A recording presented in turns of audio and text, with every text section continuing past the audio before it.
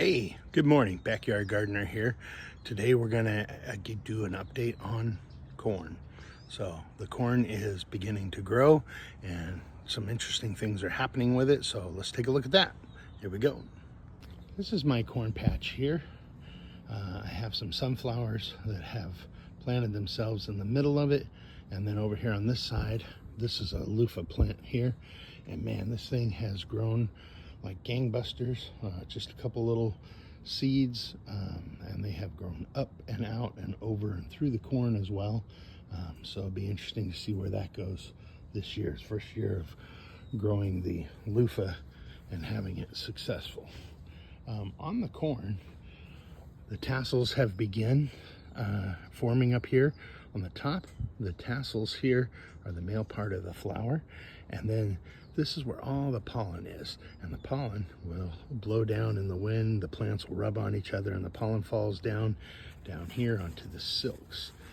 These silks are the female part of the plant. The pollen hits that and goes through, and each one of these silks is attached to each kernel of corn. So as those get pollinated, then the corn here begins to grow up, and here too. And the first time I grew corn, I grew them all in a nice straight line around the edge of a flower bed, and that wasn't the way to go. You want to put them together in rows because they are not pollinated by bees and other pollinators. They are pollinated by the wind rubbing them together, and then the tassel, that pollen falls down and it lands on those silks. So good things are happening here. This is glass gem popping corn, and lots of silks are developing into ears of corn. And so you see some back in here, right in here, and the corn is developing on it. And it's interesting because this is actually a grass seed, so it's a little different.